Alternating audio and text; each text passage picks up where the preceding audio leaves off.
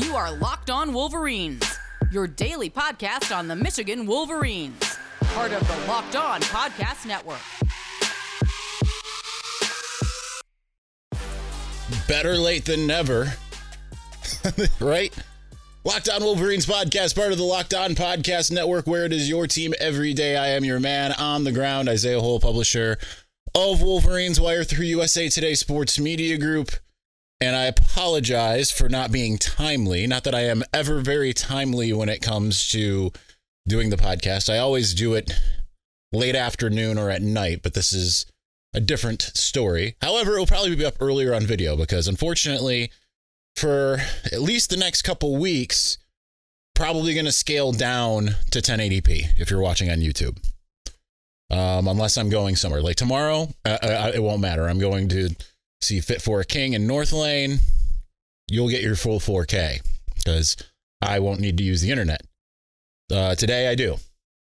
So that's the housekeeping of it all. Anyhow, so we are in the middle of spring ball, although they are on spring break. There's not a lot really going on.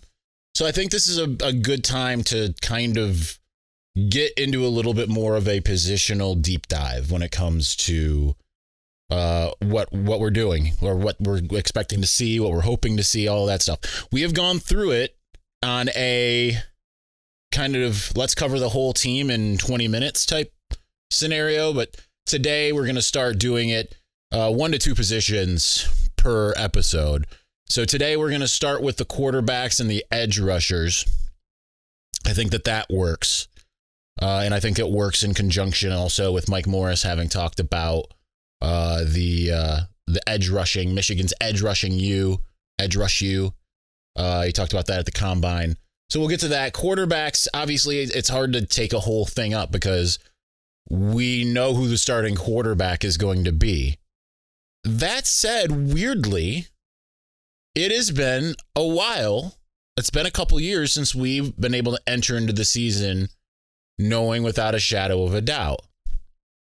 Even though 2021, you could sit there and look at it and say it's probably Cade McNamara, given the capability, and apologies for my, if you hear the office thing, that's my mom texting me. It's as far as the going, with JJ McCarthy being a 5-star coming in as a freshman, I don't think that we could completely write him off as contending for that starting job entering 2021. Last year, I was going off of talking to the people I talked to who had seen things in camp, who were very firm that it's going to be Cade. Cade is just doing great. And JJ, this jibes with what other people out there were saying at the time. JJ would go out there and make a wow play, and then he'd make the big bonehead play. We didn't really see the big bonehead plays happen until the final game of the regular season, or not even the regular season, but in the playoff this past year. So now we kind of know what that looks like a little bit. And he made plays that you'd sit there and say, there was the one against Penn State. I'm not talking about the weird pick 6, but the other one where it was like, JJ, awesome that you completed that. Don't ever make that throw again. Happened again in the Purdue game. There's those moments, but it's like, well, if he's completing them, but then he had the 2 pick 6s. Giveth and he taketh away. But you went into 2022 even being like, could it be Cade? Like, there was a big split. And certainly after the Hawaii game, it was obvious then who your starter was going to be. But it wasn't even obvious to the coaching staff. The last time Michigan's had an obvious starting quarterback, and they did have this for a couple years, but it was 2020 with Joe Milton was the obvious starter. There was no, Cade McNamara was not really challenging him for that role at that time, entering the shortened 2020 season. 2019 and 2018 as well, Shea Patterson was your obvious starter. But before that, it was always up in the air in the Jim Harbaugh era. Even Jake Rudock's starting year, it was up in the air. So, because, you had Shane Morris. Spring game was Shane Morris and Alex Malzone, and entering 2016, Wilton Spate, John O'Corn, 2017. Those same two plus Brandon Peters. So at least we're back to the stability. You know what you have at the starting position. The question is more is who's going to back him up. And that's where it's kind of a free-for-all. And it ranges from being, you know what, that's okay, to this is a disaster. Because we don't know what, we have no idea what Davis Warren really truly provides if there's an issue. Now, he looked great in the spring game last year. I want to see it again this year. And if he looks sharp coming in, then cool. Jack Tuttle has not been impressive while he's been a backup at Indiana, but that doesn't mean that he can't come to Ann Arbor and suddenly look a lot better. You see it go both ways, right? Alan Bowman was really good at Texas Tech. Maybe not like Heisman Trophy, maybe not like that's the guy you want to lead your team, but more than serviceable, above average at Texas Tech outside of his injuries. And in the spots that we saw him in Ann Arbor, didn't go great. Jake Rudock was okay at Iowa and looked really good, particularly in the last quarter of the season at Michigan. Sometimes things just, they're just weird, right? It's just how it goes.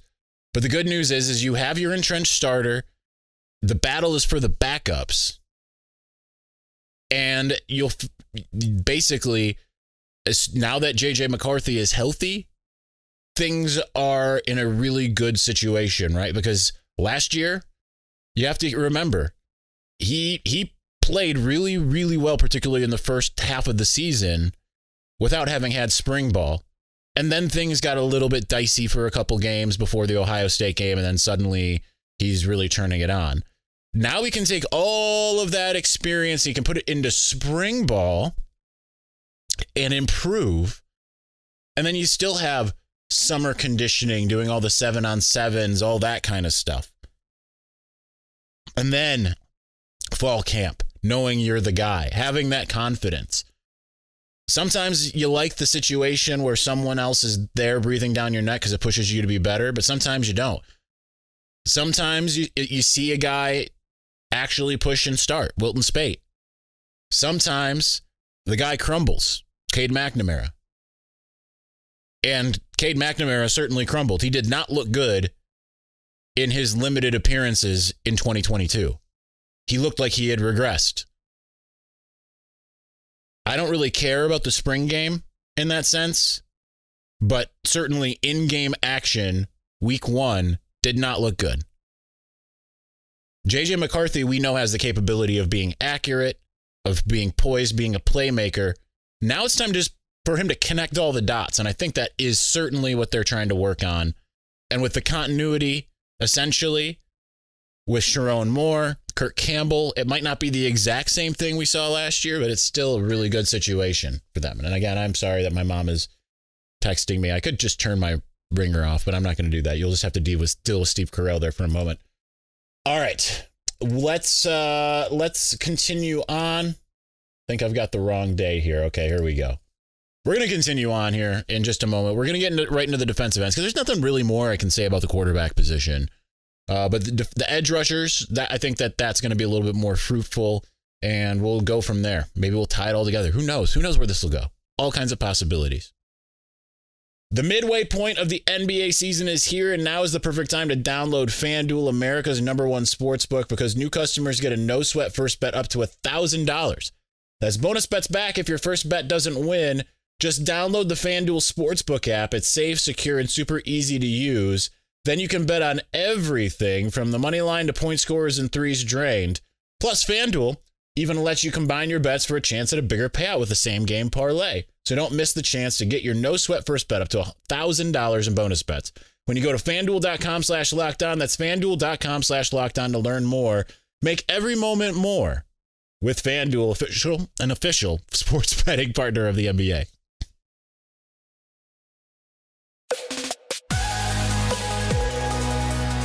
Yeah, that got real confusing for me, for those who heard the ad read. Anyhow, I want to pull up the roster just for posterity here, because when it comes to the edge rushers, I always feel like there's someone I forget. Derek Moore has long been the one. So I'm hoping that doesn't happen here. The good news is for all of this is Michigan delineates their edge rushers. So we can talk about everyone who's here in the spring. And there's a bunch of guys we haven't heard of. And honestly, some of it is not, some of the guys, I don't know how productive they're going to be. They've been around, some of them have been around for a minute, but I don't know how productive they're going to be. I am noticing, okay, no, I'm not noticing anything here. I don't know what I'm talking about. The one guy that I forget, and I always say his name wrong. I always call him the MSU name, and that's Josiah Stewart. I just wrote an article on Braden McGregor, and I totally forgot about Josiah Stewart. That happens, by the way. It happens to all of us, and I know that there's some of you out there that are shaking your fist and like, you call yourself a professional. Remember, the entire Michigan media didn't recognize that Michael Dwumfor was not at the Citrus Bowl until we had been there for almost a full week. The entirety of us. And he was a starter in 2019. So it happens to all of us from time to time. The lapses. It's part of it. You're trying to keep track of 130 guys in one way or another. But I think the fun thing is we've talked a lot about Braden McGregor on this show for a while. And we got a note from Mike Morris, who spoke at the Combine. I do want to pull this up real quick. Credit on 3 here. I don't know if they had boots on the ground. I'm sure they do. I did not travel to the Combine to interview the former players for multiple reasons. I've yet to go to the Combine, which is something that I was hoping to rectify this year. It didn't happen because I'm trying to work on this house situation, which I'm not being superstitious. I'm trusting the man on my hat here that it's all going to go through. And the good news is, just to quickly delineate, it sounds like it is. So hopefully in a couple weeks, that'll all be settled and we can get back to business as usual. So I digress. But just to more tell you that's when things will be back to normal-ish. That said, Mike Morris spoke at the Combine about the edge rushers. He said, we're edge rush you, so there's going to be a person every single year coming up, and he's not wrong. Right? Michigan has not had a starter who has departed for the NFL. So notice I'm giving you a caveat here. Who hasn't gone at worst in the 3rd round. Mike Dana wasn't a starter. He was a 5th rounder.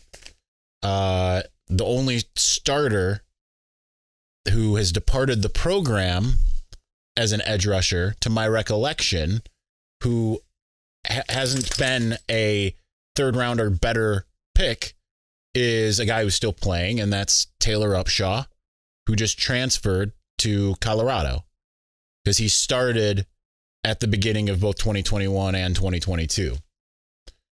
So he is the only one, but otherwise, and then we've gone through it before, but just to quickly reiterate, Chris Wormley, 3rd round, Taco Charlton, 1st round. You had them for 2 years, and you had Chase Winovich, 3rd round, Rashawn Gary, 1st round, and you had them for 2 years. Then you had Aiden Hutchinson, Kwity Paye, Mike Dana, and obviously 2 1st rounders and a 5th rounder. And then you moved into and David Ajabo, 2nd rounder. And then you moved into the current Mike Morris. We'll see where he goes. Really good track record if you're going to be an edge rusher at Michigan. So he's not wrong when he says that about edge rush you. So then he was asked a little bit more about who could be that guy to step up, right? Remember last year it was Mike Morris that we were talking about as being that guy. So he mentioned Jalen Harrell and he mentioned Braden McGregor.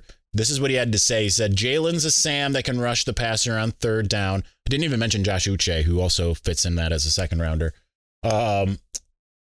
I remember that because I wrote as Jalen has some Josh Uche in him, more so size-wise. And Braden's an athletic freak, and I think both of them are going to do really, really well. Jalen stepped up when I was hurt in the Purdue game. Braden had a lot of good snaps this year as well. He came in clutch in the Michigan State game with a sack. Both of them can do really good things. Athletic freak. We haven't really necessarily gotten to see that, but again, remember, I'm going to bring you all the way back to 2019 to the OGs out there who listened when we weren't on video. And I had said that anything that Aiden Hutchinson was going to do, Braden McGregor would be a better version of that. Now, I have come way back off of that. That is not true. But when it comes to his athletic prowess, I think that there is still, in a lot of ways, more upside. Now, Aiden developed, got better athletically, and then on top of it has the will, the head, all of the intangibles to go with the tangibles. We don't know if Braden McGregor has all of that yet. But keep in mind, he's been slowed. He had the ACL tear in high school, just kind of slowly brought along. You know, you got to see him a little bit in 2021. You saw him a little bit more last year. They haven't necessarily needed to throw his feet into the fire. And now he's in that kind of in that situation. Thankfully, there's a little bit of a safety net because you do have a couple guys that certainly could be in that mix. So it's going to be interesting to see how he in particular develops now that, like, later in the year we started seeing him come on. Jalen Harrell, I feel like we don't talk about enough either, because Mike Morris mentioned the Purdue game. That game started off like they're not going to be able to stop Jalen Harrell. Now, they eventually kind of did, but players tend to get better the more they play. They're not always just like, okay, well, that's a known commodity. Think about Mike Barrett. Mike Barrett was a known commodity, and by the end of the season last year, it was like, please come back, Mike. Please, please, please. Do anything. Just come back, you know? So that things can change in a hurry. But I would be remiss if I didn't mention some of the other guys, right? Now, I mentioned Josiah Stewart. He has the potential of surpassing what we saw from Ayabi Oki last year, and I am still bitter about Ayabi leaving. He was my guy. Some of the things that you heard me say on this program came from Mr. Ayabi Oki. But I am disappointed that he is gone. I wish him more than the best. He's a great dude. He has really matured. But Josiah Stewart has a capability of being even like that next step forward. He's a little undersized as far as height. He's 6'1", 237 on the roster. But he did some really good things at Coastal Carolina. Derek Moore is a guy who can move inside, play outside. He is kind of more of that Mike Morris size. Not as tall, 6'3", but still 279. Lots of capability there. Lots of possibilities there. And then there's all the guys that we don't know about. That we don't know if they're going to make their way in the rotation. It always seems, though, that sometimes, no, I shouldn't say it always seems sometimes. That's really hedging. But it seems like sometimes guys do come out of nowhere. Chase Winovich came out of nowhere. I want you to remember that. No one was talking prior to the 2016 season like, Chase Winovich is going to be an absolute force. It was like, I remember talking to him at Media Day because that still existed. And it was like, oh, interesting, Chase. You're thinking you're bulking up and going to play edge rusher. Well, good luck, man. You know, it wasn't, no one was talking about him as like, yeah, he's going to come in and he's going to endear himself to fans as a backup in 2016. And when he starts in 2017, everyone's just going to be like completely cool with it. Let's talk about some of those guys who could be those players here momentarily.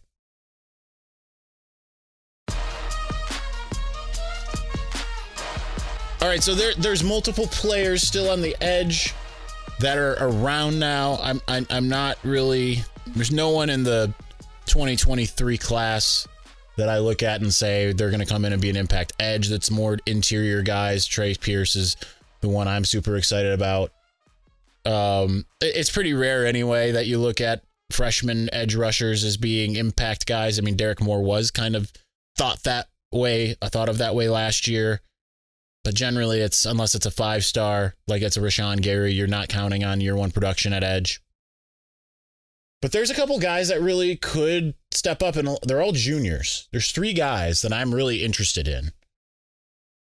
The number one guy that I am interested in, who is not gotten talked about at all, and he's a former 4-star, and we haven't seen him even really, is Keyshawn Bennett.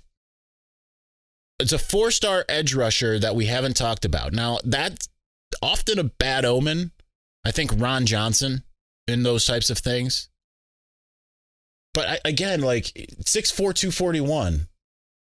That's some, and every time I see him, it's like he looks like a dude. He looks like he's supposed to be out there hitting guys.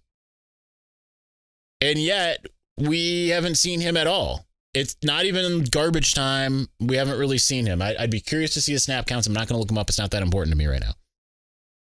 But year 3, kind of when, if the lights haven't turned on before, now is the time. There is an opening right here, right now, for opportunity to make a name for yourself. And Keyshawn Bennett has that opportunity right now. So I'm curious. But the guy that I think is probably ahead of him, and it was a Don Brown special, is TJ Guy, because, I mean, we've seen him at least in garbage time and spot duty get those opportunities. Similar size, 6'4", 241. No, 246. Literally the same size as Jalen Harrell. I feel like that he very well could earn himself a role. He kind of seems like he's a heady guy, makes up for a lot of maybe, like, even though he's got that requisite size, he doesn't have that same look as Jalen Harrell. But it's like, I think he makes up for some of the athleticism that he doesn't have that is God-given, with instinct and things of that nature. And he's a guy that's gotten talked about ever since he arrived on campus. Now, do I think he's going to be a Don Brown special in the same way Kwity Paye was? Absolutely not. Obviously, we knew what Kwity Paye was at least at this point in his career. But TJ Guy has a prime opportunity, probably more than anybody. Now, the third guy is a guy that hasn't gotten talked about at all, and he's a converted linebacker to the edge position, and that's Tyler McLaurin. That from Illinois. I believe he was like a Mr. Football or something in Illinois. 6'3", 231, so definitely on the underside. Taller than Josiah Stewart, but he's the lightest. He is the leanest of all the edge rushers. That includes the 2 walk-ons, Charlie Lovell and Joseph Klunder. So I am curious to see where he is in his development. Again, probably more of a Sam guy. I think all of those 3 that I just mentioned are probably all more Sams, because when it comes to the big body guys, it's Braden, Derek Moore. Josiah Stewart's the most undersized as far as a lot of different parts. But being just shorter, but has the production. Particularly 2 years ago, the production was off the charts. So that's where I'm really curious to see how things play out. All right, I have to run in order to complete things. And as far as the house stuff, literally got the text that I've been waiting for. So we will be back doing more position groups, 1 or 2 on Thursday. It'll be a little bit earlier because I have to go to the concert that I'm planning on going on. So keep your eyes peeled for it. And Friday, we will do a mailbag, and at least that is the plan. And then we'll continue through these position groups into next week. But so thank you for watching. Thank you for listening. We'll be back soon. Peace.